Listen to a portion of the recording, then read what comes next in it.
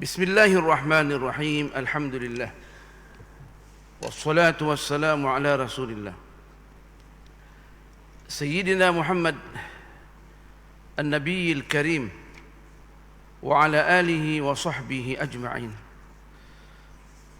Amma ba'du fa inna asdaqal hadithi kitabullah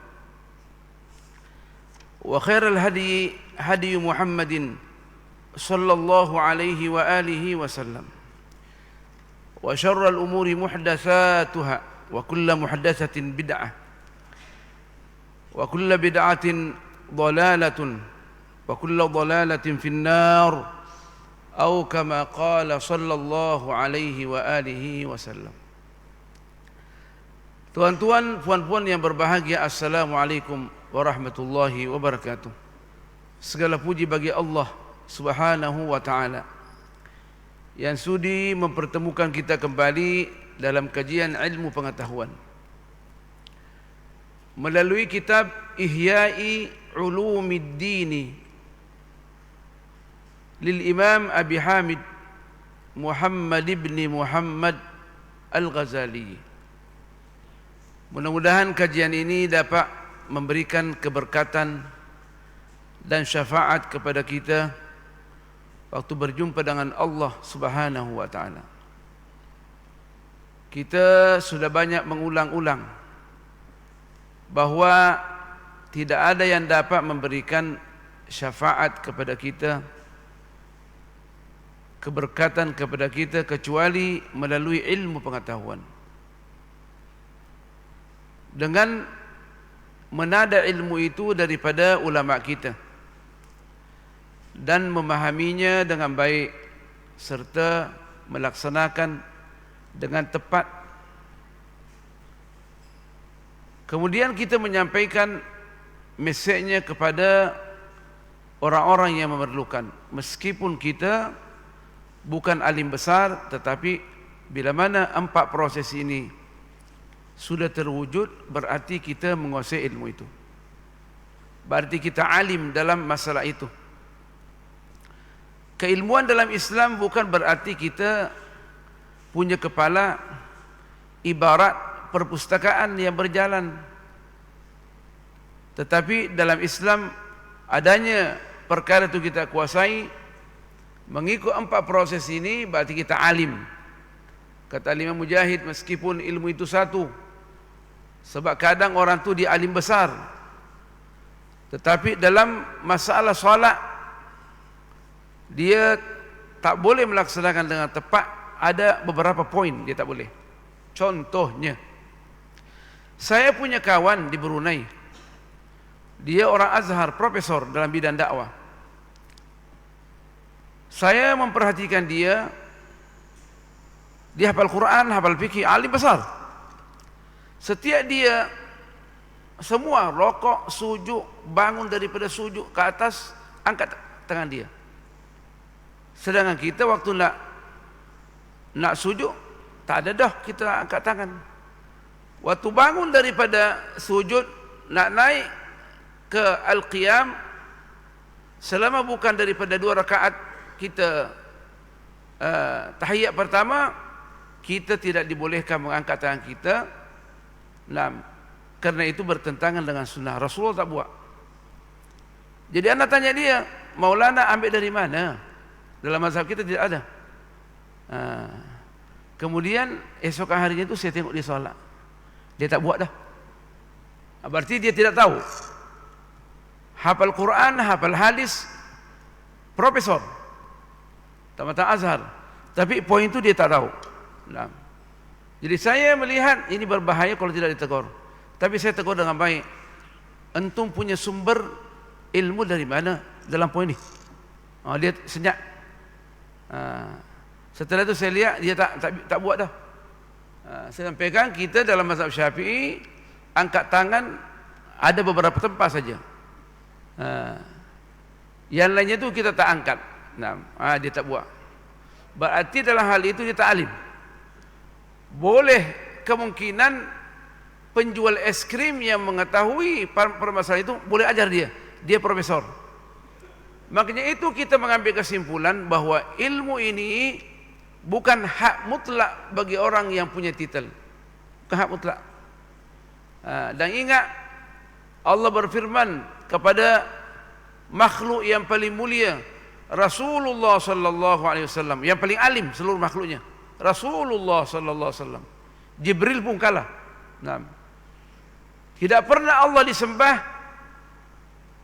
dari semua makhluknya, malaikat, jin, manusia, sebagaimana Rasulullah SAW menyembah Allah Subhanahu wa taala.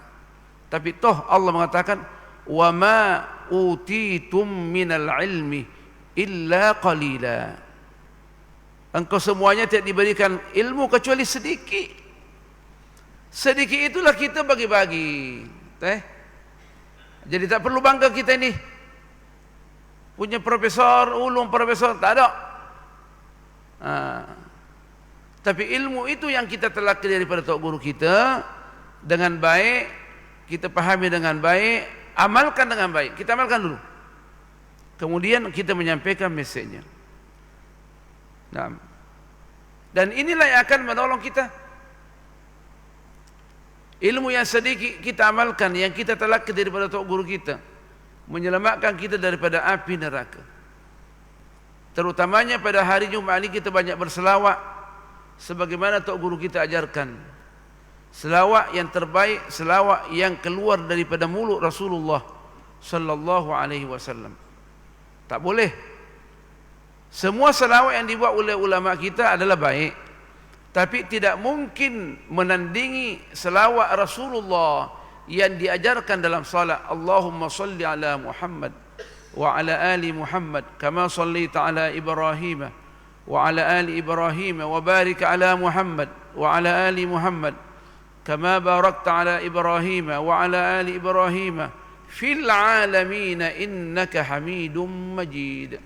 Itu dah wahyu. Boleh ditambah Allahumma salli ala Sayyidina Muhammad wa ala ali Sayyidina Muhammad sampai terakhir. Naam.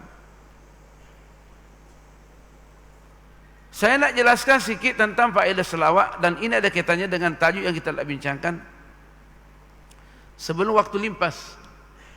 Apalagi kita masih ada lagi di Rabiul Awal. Rasulullah SAW pernah dia bangun dari tidur dalam keadaan gembira, senyum Rasulullah SAW. Dia ceritakan bahwa dia tengok seorang umatnya yang melintas teteyang Siratul Mustaqim. Sekali berdiri, sekali nak jatuh pegang. Tapi tak jatuh ke bawah, jatuh bawah mati ya. Nah, antum tahu Siratul Mustaqim yang dalam nas sebagaimana Allah katakan, firmankan, wa im minkum illa wariduha. Tak ada seorang pun daripada kamu, kata Allah, kecuali melainkan dia melalui teteyang Sirat Mustaqim. Dan tidak ada orang yang melalui teteyang Sirat Mustaqim melainkan dia yakin akan jatuh ke bawah, gelap gulita dan panasnya. Allahu Akbar. Rasulullah tengok seorang dia punya umat dia nak jatuh, pegang lagi, bangun lagi. Nah, bagaimana boleh? Sedangkan teteyang Sirat Mustaqim sebagaimana kita pelajari dalam riwayat lebih halus daripada rambut dan lebih tajam daripada pedang. Berdarah tangan kita. Tapi tak demikian. Asalnya begitu. Tetapi teteyang Sirat Mustaqim boleh kita pegang selama kita punya kadar amal banyak, dan dia sahih, halus seperti rambut, tapi dia boleh meluas mengikut kadar amalan kita. Kita banyak sembahyang duha, sembahyang tahajud, tentunya sembahyang wajib pasti dilaksanakan. Sembahyang wajib tidak dilaksanakan sembahyang tahajud, dia sembahyang tahajud tak diterima. Puasa dia meluas gini. Selama kita punya amalan banyak, meluas. Sampai itu ada orang yang lari. Ada orang yang lari, ada orang jalan biasa saja. Dia takut. Sebab Dia punya jarak dia kiri kanan ini sangat tipis. Jadi dia ada mengadakan keseimbangan. Orang yang luas dia punya titian siratul mustaqim, karena berkat amalan dia tentu dia akan berlari. Apalagi kalau tak tengok kiri kanan dia luas. Jadi perbanyaklah amalan kita, terutama berselawat pada malam Jumat dan hari Jumat. Jadi Rasulullah tengok umatnya tu. Jadi Rasulullah SAW dia akan tengok kita belakang. Dia akan tunggu sebelah sana di pintu syurga. Selama Rasulullah dia tengok umatnya. Yang banyak berselawat. Jadi dia tengok tu seorang tu nak sampai dah. Dia jatuh. Nak pegang satu mustaqim. Sekalian dia bangun. Karena berkat salawat dia kepada Rasulullah, maka dia terus berjalan sampai masuk syurga. Allah. Makanya itu jangan ditinggal. Selawat ini satu-satunya amalan, meskipun kita dalam keadaan lalai, Allah terima. Allah. Penghargaan, ta'ziman li haqqika ya Maulana ya Muhammad ya Rasulullah. Sebagai penghargaan kepada Rasulullah SAW, makhluk yang paling dicintai oleh Allah Subhanahu wa ta'ala. Makhluk, bukan manusia, makhluk. Lebih mulia daripada Jibril, lebih mulia dari semua jin, manusia, lebih mulia daripada Arsyur Rahman. Sebab Arsyur Rahman makhluk. Jauh lebih mulia daripada Kaabah. Semua makhluk Allah Subhanahu wa ta'ala, yang nomor satu mulia adalah Rasulullah sallallahu alaihi wasallam. Makanya itu kalau kita berselawat, Allah tidak akan tolak kita punya selawat. Selawat Allah Subhanahu wa ta'ala adanya 6. Langkah pertama, memaafkan dosa-dosa kita. 10 dosa kita dimaafkan, digandakan pahala kita, dan diangkat derajat kita, dan diberikan kita perlindungan, ditangani kita punya sebarang kita punya masalah. Bila mana kita banyak berselawat, kata Sayyiduna Ubay bin Ka'bin dalam satu hiwar dengan Rasulullah, ya Rasulullah, aku banyak berselawat kepada Rasulullah, cukup ke 1/4 waktu saya? Kata Rasulullah, baik 1/4. Kalau nak tambah, mau lagi tambah. Dia kata kalau begitu Rasulullah 1/2. Maksudnya 12 jam kita berselawat saja Rasulullah. Kita ada waktu 24 jam. 12 jam selawat saja Rasulullah. Molek 12 jam. Setengah tu molek. Tapi kalau nak tambah bagus lagi. Kata Ubay bin Ka'ab, kalau begitu 2/3. Kata Rasulullah, molek 2/3. Kalau tambah molek lagi. Kata Ubay bin Ka'ab, kalau begitu semua waktu saya hanya berselawat kepadamu ya Rasulullah. Apa kata Rasulullah? Idzan, kalau demikian engkau sungguh-sungguh nak berselawat saja kepada aku, tukfa hammak, semua masalah kamu akan ditangani oleh Allah Subhanahu wa ta'ala. Wa yughfaru laka dzambuk, dan dosa-dosamu akan dimaafkan oleh Allah Subhanahu wa ta'ala. Makanya itu sebagian ulama, para wali hanya berselawat saja. Terutama hari Jumat mesti mempersiapkan diri kita. Adab-adab yang perlu dijaga pada hari Jumat mengikut tertib adab yang telah diletakkan oleh ulama kita. Ada 10. Pertama, kita siap siaga pada petang hari Khamis. Berselawatlah banyak. Berdoa. Yang ditekankan kita berpuasa pada hari Khamis. Karena berpuasa pada hari Khamis adalah supaya kita punya amalan diangkat ke langit dalam keadaan kita berpuasa. Allah, nikmat yang luar biasa. Dengan adanya kita berpuasa, berarti kita sudah siap siaga. Kita mengetahui bahawa hari ini hari Khamis, esok Jumat. Kita mesti mempersiapkan diri kita. Ada sebagian orang sudah i'tikaf, hari Khamis sudah i'tikaf. Apalagi malam Jumat. Paling banyak as-salafus saleh sebelum subuh Jumat sudah menjadi ada waktu dulu di zaman sahabat. Sebelum subuh tu mereka bawa pelita. Di jalan Madinah tu sudah penuh dengan pelita, orang bawa pelita. Nak ke masjid, i'tikaf. Nah, karena nak mendapatkan keberkatan hari Jumat, ada satu waktu kata Rasulullah sallallahu alaihi wasallam, waktu ijabah. Bila mana kita terpenuhi, maka kita tercatat daripada orang yang selamat daripada api neraka. Itu bukan itu keuntungan, keuntungan. Apa maksudnya dia bila mana tercatat dalam Lauhul Mahfuz dia orang yang selamat? Maksudnya setelah itu perjalanan dia akan dikawal oleh Allah. Segala apa yang dilakukan, dia akan mendapat ilham daripada Allah Subhanahu wa taala. Kalau tak, Allah akan mengutuskan orang-orang alim yang mengajar dia, untuk membimbing dia. Apa-apa yang diperlukan, Allah akan mengajar dia. Namanya ilmun ladunniyun. Ilmu laduni ini tidak semestinya datang malaikat. Kemungkinan kita mempunyai satu permasalahan, kita buka TV. Buka TV. Ustaz yang bercakap tu, dia jawab kita punya pertanyaan. Kata comel. Allah. Sehingga kita punya masalah terselesaikan. Ada seorang murid, dia dulunya Wahabi, Wahabi besar. Jenggot pun bentuknya Wahabi. Jadi dia menyiapkan beberapa pertanyaan untuk menjatuhkan Habib ini.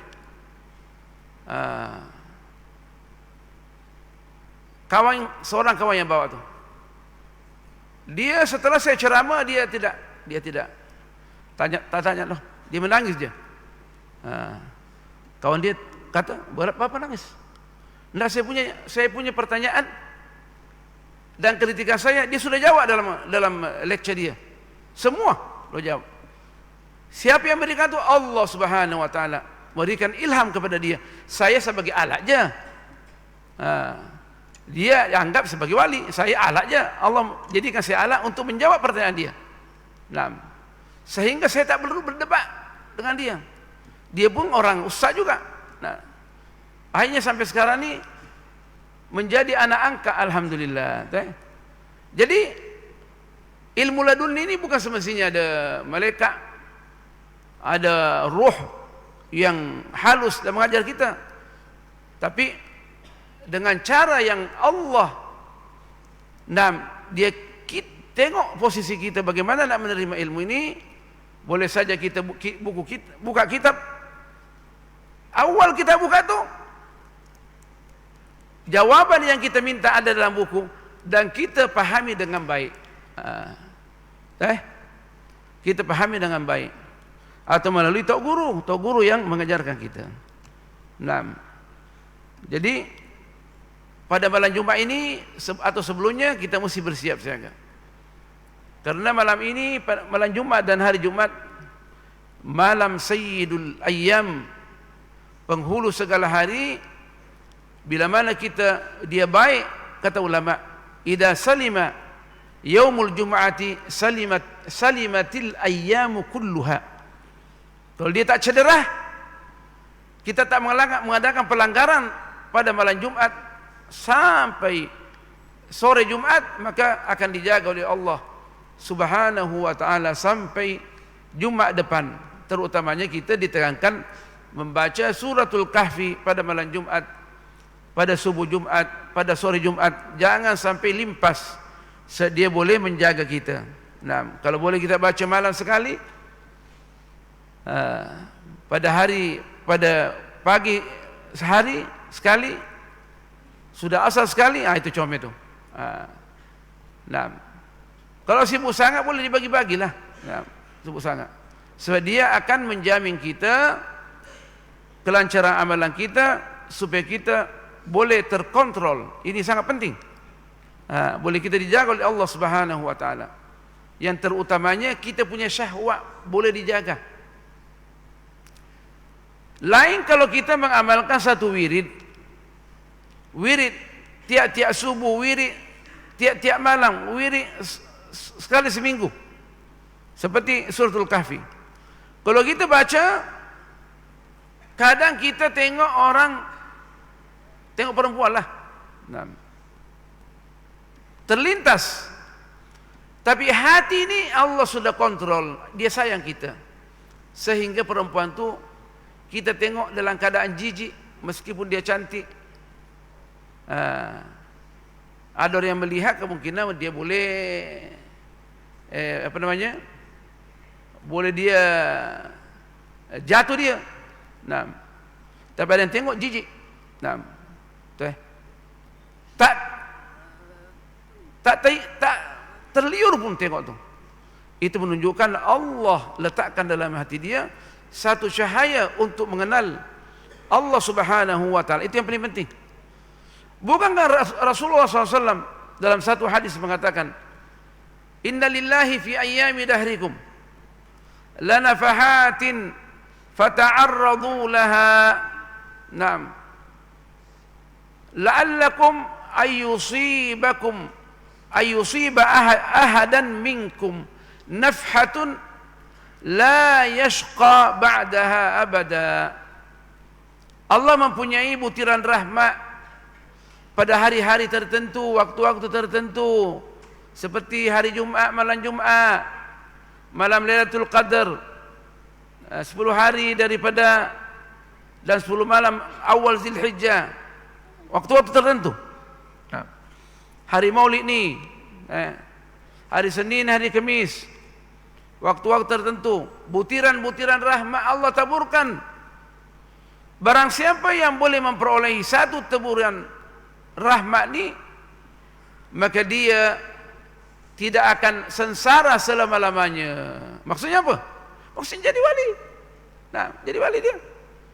Allah akan menjaga dia sehingga kadang-kadang kita tengok dia orang biasa saja, tetapi lebih hebat dari orang alim. Dia ilmunya sedikit, dia amalkan dan Allah kontrol dia. Ini alim besar, PhD, serbang luar biasa. Tapi ini biasa saja, tapi dijaga oleh Allah Subhanahu wa taala. Berapa banyak orang abid, dia hanya mengetahui beberapa ilmu, dia amalkan, dia lebih awal masuk syurga daripada orang alim. Orang alim tak boleh, mesti diproses. Sudahlah menuntut ilmu Allah, dia jual ilmu Allah lagi, mesti diproses. Kalau Sayyidina Sulaiman, dia seorang nabi, rasul dan seorang raja, akan diproses oleh Allah. Satu persatu nikmat yang Allah limpahkan kepada dia mesti diproses. Siapa dia? Sayyiduna Sulaiman. Nah, kita juga mana? Allah. Naam. Jadi orang alim ni tak usah syok lah sendiri. Tanggung jawab daripada Allah, bukan semudah itu. Jangan katakan kita sudah PhD dah, doktor dah dari Azhar. Oh, sedap dah saya ni. Dah belum tentu. Yang diproses lama orang alim. Sebab ilmu dia banyak, tapi dia tidak mempertanggungjawabkan ilmu dia di hadapan Allah, tidak menjadi pewaris Nabi.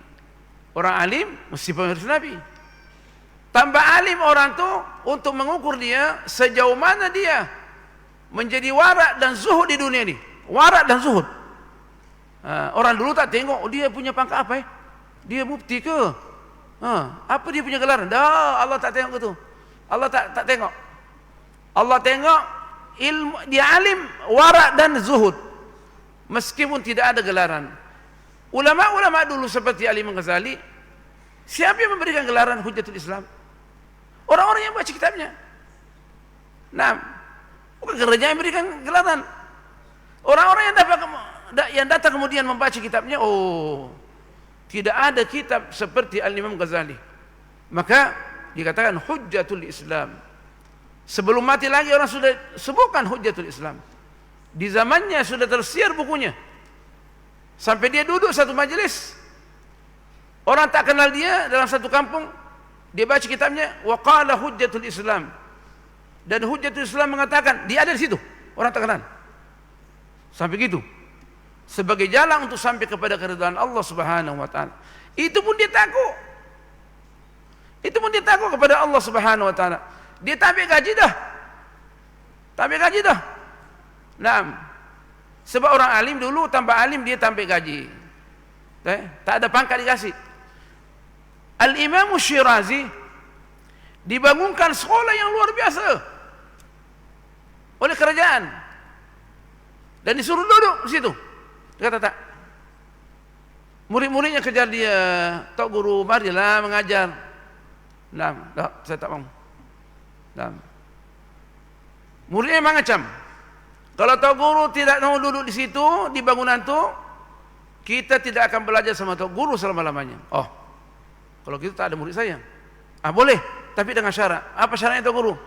Tanpa gaji. Saya nak mengajar tak mau ambil gaji. Allah, sampai gitu. Ada tak orang di zaman ini dia tak mau ambil gaji, dikurangi dia punya lawan, hari yang kedua tak datang dah. Allah, jadi kita ini jangan syok sendiri nak mengangkat diri kita lebih hebat daripada orang dulu. Tak ada tanda-tanda hari zaman ni. Masuk di YouTube, salahkan ulama. Imam Ghazali bid'ah, Ahmad bin Hanbal melakukan pelaturan, Imam Syafi'i tak ada arti, Ali Malik. Dan siapa yang alim? Maksudnya dia seorang orang alim, tak hafal Arba'in Nawawi, dia menganggap lebih hebat daripada orang alim. Al-Imam Ahmad bin Hanbal itu ensiklopedia yang 6 jilid itu yang ditulis itu di luar hafalan dia hafal belaka, dan itu sudah dipilih. Al-Imam Tabari menulis 30 juzuk Al-Quran dan tarikh dia semua dalam hafalan, bukan catatan dia nih. Orang dulu nak bawa bagaimana hafalan? Nak kemana hafalan? Jadi mereka punya, dia punya ingatan dia menjadi perpustakaan mereka. Tidak sama sekarang ni. Oh, ada di komputer saya, ada belakang dia. Ente hafal tak? Dan ente faham tak? Tetapi ulama kita dulu dihafal semua. Al-Imam Tabari dia tahu hadis yang disampaikan pada hari sekian, bagaimana gurunya menyampaikan dengan begini kah, bertengkar disampaikan, dihafal belakang. Jadi kita jangan syok baru tahu satu hadis kita mengerti ulama kita. Hati-hati mengerti ulama tanpa dasar ilmiah, kita akan durhaka dan mendapat bala daripada Allah Subhanahu wa taala. Makanya itu ulama meletakkan kaidah wadamul ulama'i samun masmumun, dan darah ulama ini adalah beracun. Jangan mengerti tanpa ada data ilmiah yang kuat. Jangan pandai-pandai mengerti. Jangan kita melihat semuanya Ibn Taimiyah, Muhammad Abdul Wahab merupakan formula untuk mengerti ulama. Tak. Berapa banyak orang yang mengkafirkan Ibn Taimiyah? Yang kita sekarang ini bangga-banggakan, banyak anak muda kita bangga-banggakan. Berapa banyak? Tapi Imam Ghazali tak ada orang yang mengkafirkan. Jadi mesti paham tuh. Jadi kita di zaman ini banyak orang yang mengerti ulama. Kalaulah anak muda kita sudah mengerti ulama, itu menandakan tanda-tanda akhir zaman. Jadi habilah. Wassalamualaikum warahmatullahi wabarakatuh.